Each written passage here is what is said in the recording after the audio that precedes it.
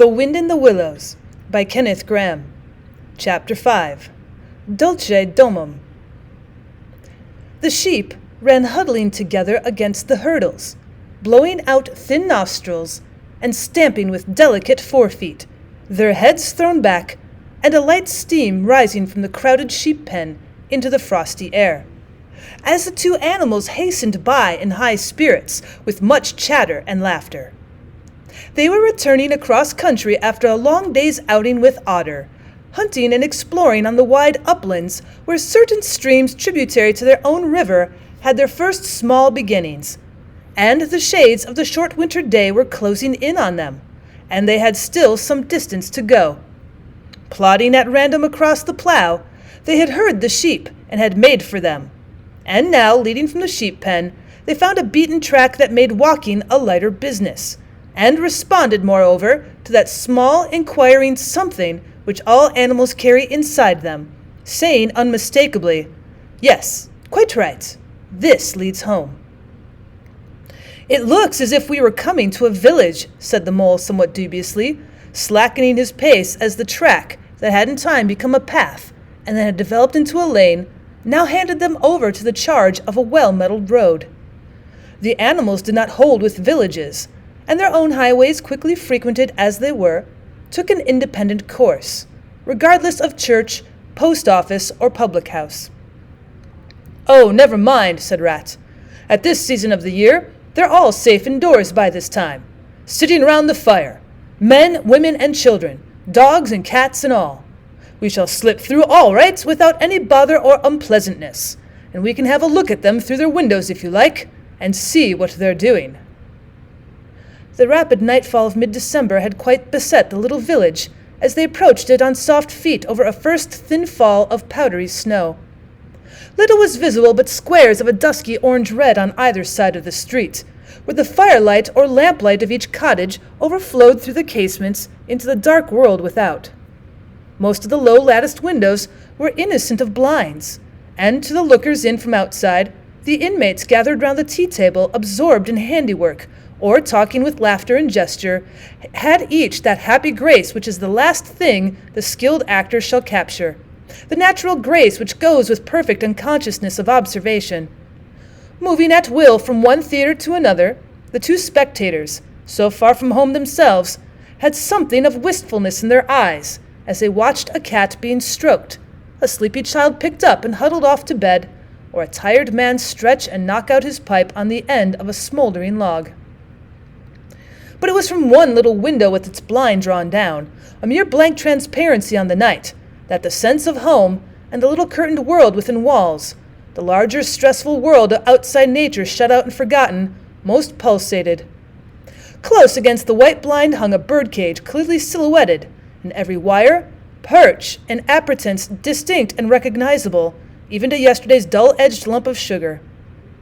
On the middle perch, the fluffy occupant, head tucked well into the feathers, seemed so near to them as to be easily stroked, had they tried. Even the delicate tips of his plumped-out plumage penciled plainly on the illuminated screen.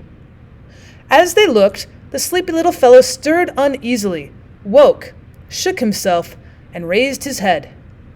They could see the gape of his tiny beak as he yawned in a bored sort of way, looked round, and then settled his head into his back again, while the ruffled feathers gradually subsided into perfect stillness. Then a gust of bitter wind took them in the back of the neck. A small sting of frozen sleet on the skin woke them as from a dream, and they knew their toes to be cold, and their legs tired, and their own home distant a weary way.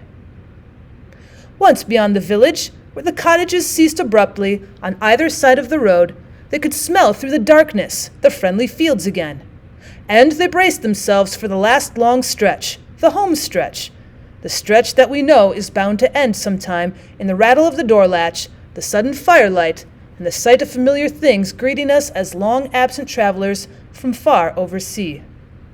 They plodded along steadily and silently, each of them thinking his own thoughts. The moles ran a good deal on supper as it was pitch dark, and it was all a strange country for him as far as he knew, and he was following obediently in the wake of the rat, leaving the guidance entirely to him. As for the rat, he was walking a little way ahead, as his habit was. his shoulders humped and his eyes fixed on a straight gray road in front of him. So he did not notice poor Mole when suddenly the summons reached him and took him like an electric shock. We others who have long lost the more subtle of the physical senses have not even proper terms to express an animal's intercommunications with his surroundings, living or otherwise, and have only the word smell, for instance, to include the whole range of delicate thrills which murmur in the nose of the animal night and day, summoning, warning, inciting, and repelling. It was one of these mysterious fairy calls from out the void that suddenly reached Mole in the darkness, making him tingle through and through with its very familiar appeal, even while yet he could not clearly remember what it was. He stopped dead in his tracks, his nose searching hither and thither in its efforts to recapture the fine filament, the telegraphic current, that had so strongly moved him.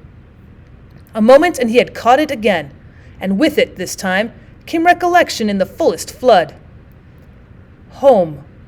That was what they meant, those caressing appeals, those soft touches wafted through the air, those invisible little hands pulling and tugging all one way. Why, it must be quite close by him at that moment, his old home that he had hurriedly forsaken and never sought again, that day when he first found the river. And now it was sending out its scouts and its messengers to capture him and bring him in. Since his escape on that bright morning, he had hardly given it a thought, so absorbed had he been in his new life, in all its pleasures and its surprises and its fresh and captivating experiences. Now, with the rush of old memories, how clearly it stood up before him in the darkness. Shabby indeed, and small and poorly furnished, and yet his, the home he had made for himself, the home he'd been so happy to get back to after his day's work. And the home had been happy with him too, evidently, and was missing him, and wanted him back, and was telling him so through his nose, sorrowfully and reproachfully, but with no bitterness or anger, only with plaintive reminder that it was there and wanted him. The call was clear. The summons was plain. He must obey it instantly and go. "Ratty," he called, full of joyful excitement. "Hold on, come back. I want you quick." "Oh, come along, Mole, do," replied the rat cheerfully, still plodding along. "Please stop, Ratty," pleaded the Mole in an anguish of heart. "You don't understand. It's my home, my old home. I've just come across the smell of it, and it's close by here, really quite close. And I must go to it. I must. Oh, come back, Ratty. Please come back." The rat was by this time very far ahead, too far to hear clearly what the Mole was calling, too far to catch the sharp note of painful appeal in his voice, and he was much taken up with the weather, for he too could smell something suspiciously like approaching snow. "Mole, we mustn't stop now, really," he called back. "We'll come for it tomorrow, whatever it is you found. But I daren't stop now. It's late and the snow's coming on again, and I'm not sure of the way. And I want your nose, Mole, so come on quick. There's a good fellow." And the rat pressed his way without waiting for an answer. Poor Mole stood alone in the road, his heart torn asunder and a big sob gathering somewhere low down inside him, to leap up to the surface presently, he knew, in passionate escape. But even under such a test as this, his loyalty to his friend stood firm. Never for a moment did he dream of abandoning him. Meanwhile, the wafts from his old home pleaded and whispered, conjured and finally claimed him imperiously. He dared not tarry longer within their magic circle. With a wrench that tore his very heartstrings, he set his face down the road and followed submissively in the track of the rat, while faint, thin little smells, still dogging his retreating nose, reproached him for his new friendship and his callous forgetfulness. With an effort he caught up to the unsuspecting rat, who began chattering cheerfully about what they would do when they got back, and how jolly a fire of logs in the parlor would be, and what a supper he meant to eat, never noticing his companion's silence and distressful state of mind. At last, however, when they'd gone some considerable way further, and were passing some tree stumps at the edge of a copse that bordered the road, he stopped and said kindly, "Well, look here, Mole, old chap, you seem dead tired. No talk left in you, and your feet dragging like lead. We'll sit down here for a minute and rest. The snow has held off so far, and the best part of our journey is over." The Mole subsided forlornly on his tree stump and tried to control himself, for he felt it surely coming. The sob he'd fought with so long refused to be beaten. Up and up, it forced its way to the air, and then another, and others thick and fast, till poor Mole at last gave up the struggle, and cried freely and helplessly and openly, now that he knew it was all over, and he had lost what he could hardly be said to have found. The Rat, astonished and dismayed at the violence of Mole's paroxysm of grief, did not dare speak for a while. At last he said very quietly and sympathetically, "What is it, old fellow? Whatever can be the matter? Tell us your trouble, and let me see what I can do." Poor Mole found it difficult to get any words out between the upheavals of his chest that followed one upon another so quickly, and held back speech and choked as it came. I know it's a shabby, dingy little place," he sobbed forth at last, brokenly. "Not like your cozy quarters, or Toad's beautiful hall, or Badger's great house. But it was my own little home, and I was fond of it, and I went away and forgot all about it. And then I smelt it suddenly on the road, when I called and you wouldn't listen, Rat, and everything came back to me with a rush, and I wanted it. Oh dear, oh dear. And when you wouldn't turn back, Ratty, and I had to leave it, though I was smelling it all the time, I thought my heart would break. We might have just gone and had one look at it, Ratty. Only one look, it was close by. But you wouldn't turn back, Ratty, you wouldn't turn back. Oh dear, oh dear." Recollection brought fresh waves of sorrow, and sobs again took full charge of him, preventing further speech. The Rat stared straight in front of him, saying nothing, only patting Mole gently on the shoulder. After a time he muttered gloomily, "I see it all now. What a pig I have been. A pig, that's me. Just a pig. A plain pig." He waited till Mole's sobs became gradually less stormy and more rhythmical. He waited till at last sniffs were frequent and sobs only intermittent. And then he rose from his seat and, remarking carelessly, "Well, now we'd really better be getting on, old chap," he set off the road again, over the toilsome way they had come. "Well, wherever are you going to, Ratty?" cried the tearful Mole, looking up in alarm. "We're going to find that old home of yours, old fellow," replied the Rat pleasantly. "So you'd better come along, for it'll take some finding, and we shall want your nose." "Oh, come back, Ratty, do," cried the Mole, getting up and hurrying after him. "It's no good, I tell you. It's too late and too dark, and the place is too far off, and the snow's coming. And I never meant to let you know I was feeling that way about it. It was all an accident and a mistake. And think of Riverbank and your supper."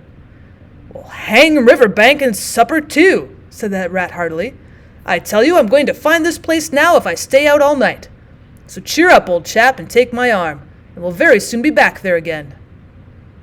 Still snuffling, pleading, and reluctant, Mole suffered himself to be dragged back along the road by his imperious companion, who by a flow of cheerful talk and anecdote endeavored to beguile his spirits back and make the weary way seem shorter. When at last it seemed to the Rat that they must be nearing the part of the road where the Mole had been held up, he said, "Now, no more talking. Business. Use your nose and give your mind to it." They moved on in silence for some little way, when suddenly the Rat was conscious, through his arm that was linked in Mole's, of a faint sort of electric thrill that was passing down that animal's body.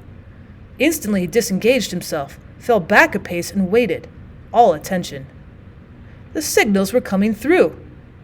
Mole stood a moment rigid, while his uplifted nose, quivering slightly, felt the air. Then a short, quick run forward, a fault, a check, a try back, and then a slow, steady, confident advance. The Rat, much excited, kept close to his heels, as the Mole, with something of the air of a sleepwalker, crossed a dry ditch, scrambled through a hedge, and nosed his way over a field open and trackless and bare in the faint starlight. Suddenly, without giving warning, he dived, but the Rat was on alert, and promptly followed him down the tunnel to which his unerring nose had faithfully led him. It was close and airless, and the earthly smell was strong, and it seemed a long time to Rat, ere the passage ended, that he could stand erect and stretch and shake himself. The Mole struck a match, and by its light the Rat saw that they were standing in an open space, neatly swept and sanded underfoot, and directly facing them was Mole's little front door, with Mole End painted in Gothic lettering over the bell pull at the side. Mole reached down a lantern from a nail on the wall and lit it, and the Rat, looking round him, saw that they were in a sort of forecourt. A garden seat stood on one side of the door, and on the other a roller, for the mole, who was a tidy animal when at home, could not stand having his ground kicked up by other animals into little runs that ended in earth heaps. On the walls hung wire baskets with ferns in them, alternating with brackets carrying plaster statuary. Garibaldi, and the infant Samuel, and Queen Victoria, and other heroes of modern Italy. Down on one side of the forecourt ran a skittle alley, with benches along it and little wooden tables marked with rings that hinted at beer mugs. In the middle was a small round pond containing goldfish and surrounded by a cockleshell border. Out of the center of the pond rose a fanciful erection clothed in more cockleshells and topped by a large silver glass ball that reflected everything all wrong and had a very pleasing effect. Mole's face beamed at the sight of all these objects so dear to him, and he hurried Rat through the door, lit a lamp in the hall, and took one glance around his old home. He saw the dust lying thick on everything, saw the cheerless, deserted look of the long-neglected house, and its narrow, meager dimensions, its worn and shabby contents, and collapsed again on a hall chair, his nose to his paws. "Oh, Ratty," he cried dismally, "why ever did I do it? Why did I bring you to this poor, cold little place on a night like this, when you might have been at Riverbank by this time, toasting your toes before a blazing fire with all your own nice things about you?"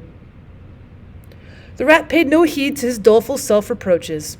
He was running here and there, opening doors, inspecting rooms and cupboards, and lighting lamps and candles and sticking them up everywhere. "Well, what a capital little house this is," he called out cheerily. "So compact, so well planned. Everything here and everything in its place. We'll make a jolly night of it. The first thing we want is a good fire, I'll see to that. I always know where to find things. So this is the parlor. Splendid. Your own idea, those sleeping bunks in the wall? Capital. Now I'll fetch the wood and the coals, and you get a duster, Mole. You'll find one in the drawer of the kitchen table. And try and smarten things up a bit. Bustle about, old chap." Encouraged by his inspiring companion, the Mole roused himself and dusted and polished with energy and heartiness, while the Rat, running to and fro with armfuls of fuel, soon had a cheerful blaze roaring up the chimney. He hailed the Mole to come and warm himself, but Mole promptly had another fit of the blues, dropping down on a couch in dark despair, and burying his face in his duster. "Rat," he moaned, "how about your supper, you poor, cold, hungry, weary animal? I've nothing to give you. Nothing, not a crumb." "Well, what a fellow you are for giving in," said the Rat reproachfully. "Why, only just now I saw a sardine opener on the kitchen dresser quite distinctly. And everybody knows that means there are sardines about somewhere in the neighborhood. Rouse yourself. Pull yourself together and come with me and forage." They went and foraged accordingly, hunting through every cupboard and turning out every drawer. The result was not so very depressing after all, though of course it might have been better. A tin of sardines, a box of captain's biscuits nearly full, and a German sausage encased in silver paper. "Well, there's a banquet for you," observed the Rat, as he arranged the table. "I know some animals who would give their ears to be sitting down to supper with us tonight." "But no bread," groaned the Mole dolorously. "No butter, no pâté de foie gras, no champagne," continued the Rat, grinning. "And that reminds me, what's that little door at the end of the passage? Your cellar, of course. Every luxury in this house. Just you wait a minute." He made for the cellar door, and presently reappeared somewhat dusty with a bottle of beer in each paw, and another under each arm. "Self-indulgent beggar you seem to be, Mole," he observed. "Deny yourself nothing. This is really the jolliest little place I ever was in. Now, wherever did you pick up those prints? Make the place look so home-like, they do. No wonder you're so fond of it, Mole. Tell us all about it, and how you came to make it what it is." Then, while the Rat busied himself fetching plates and knives and forks, and mustard which he mixed in an egg cup, the Mole, his bosom still heaving with stress of his recent emotion, related, somewhat shyly at first, but with more freedom as he warmed to his subject, how this was planned, and how that was thought out, and how this was got through a windfall from an ant, and that was a wonderful find and a bargain, and this other thing was bought out of laborious savings and a certain amount of going without. His spirits finally quite restored, he must needs go and caress his possessions, and take a lamp and show off their points to his visitor, and expatiate on them, quite forgetful of the supper they both so much needed. Rat, who was desperately hungry but strove to conceal it, nodding seriously and examining with a puckered brow and saying, "Wonderful, and most remarkable at intervals, when the chance for an observation was given him. At last the rat succeeded in decoying him to the table, and had just got seriously to work with the sardine opener when sounds were heard from the forecourt without. Sounds like the scuffling of small feet in the gravel, and a confused murmur of tiny voices, while broken sentences reached them. "Now, all in a line. Hold the lantern up a bit, Tommy. Clear your throats first. No coughing after I say 1, 2, 3. Where's young Bill? Here, come on, do, we're all awaiting." "What's up?" inquired the rat, pausing in his labors. "I think it must be the field mice," replied Mole, with a touch of pride in his manner. "They go round carol singing regularly at this time of year. They're quite an institution in these parts, and they never pass me over. They come to Mole End last of all, and I used to give them hot drinks and supper too sometimes when I could afford it. It will be like old times to hear them again." "Well, let's have a look at them," cried the rat, jumping up and running to the door. It was a pretty sight, and a seasonable one, that met their eyes when they flung the door open. In the forecourt, lit by the dim rays of a horn lantern, some 8 or 10 little field mice stood in a semicircle, red worsted comforters round their throats, their forepaws thrust deep into their pockets, their feet jiggling for warmth. With bright beady eyes they glanced shyly at each other, sniggering a little, sniffing and applying coat sleeves a good deal. As the door opened, one of the elder ones that carried the lantern was just saying, "Now then, 1, 2, 3. And forthwith their shrill little voices uprose on the air, singing one of the old-time carols that their forefathers composed in fields that were fallow and held by frost, or when snowbound in chimney corners and handed down to be sung in the miry street to lamplit windows at Yule-time. Villagers all in this frosty tide, let your doors swing open wide. Though wind may follow and snow beside, yet draw us in by your fire to bide. Joy shall be yours in the morning. Here we stand in the cold and sleet, blowing fingers and stamping feet. Come from far away you to greet, you by the fire and we in the street, bidding you joy in the morning. For ere one half of the night was gone, sudden a star has led us on, raining bliss and benizon, bliss tomorrow and more anon, joy for every morning. Goodman Joseph toiled through the snow, saw the star o'er a stable low. Mary she might not further go. Welcome thatch and litter below, joy was hers in the morning. And then they heard the angels tell, who were the first to cry Noel. Animals all, as it befell, in the stable where they did dwell. Joy shall be theirs in the morning. The voices ceased, and the singers, bashful but smiling, exchanged sidelong glances, and silence succeeded, but for a moment only. Then from up above and far away, down the tunnel they had so lately traveled, was borne to their ears a faint musical hum, the sound of distant bells ringing, and a joyful and clangorous peal. "Very well sung, boys," cried the rat heartily. "And now come along in, all of you, and warm yourselves by the fire, and have something hot." "Yes, come along, field mice," cried the mole eagerly. "This is quite like old times. Shut the door after you. Pull up that settle to the fire. Now you just wait a minute while we—" "Oh, Ratty," he cried in despair, plumping down on a seat with tears impending. "Whatever are we doing? We've nothing to give them." "You leave that all to me," said the masterful rat. "Here, you with the lantern, come over this way, I want to talk to you. Now tell me, are there any shops open at this hour of the night?" "Why, certainly, sir," replied the field mouse respectfully. "At this time of the year our shops keep open to all sorts of hours." "Well, then look here," said the rat. "You go off at once, you and your lantern, and you get me—" Well, here a much muttered conversation ensued, and the mole only heard bits of it, such as, "Fresh, mind! No, a pound of that will do. See you get Bugginses, for I won't have any or other. No, only the best. If you can't get it there, try somewhere else." "Well, yes, of course, homemade, no tin stuff." "Well, then do the best you can." Finally, there was a chink of coin passing from paw to paw, and the field mouse was provided with an ample basket for his purchases, and off he hurried, he and his lantern. The rest of the field mice, perched in a row on the settle, their small legs swinging, gave themselves up to the enjoyment of the fire, and toasted their chilblains till they tingled, while the mole, failing to draw them into easier conversation, plunged into family history and made each of them recite the names of his numerous brothers, who were too young, it appeared, to be allowed to go out caroling this time of year, but looked forward very shortly to winning the parental consent. The rat, meanwhile, was busy examining the label on one of the beer bottles.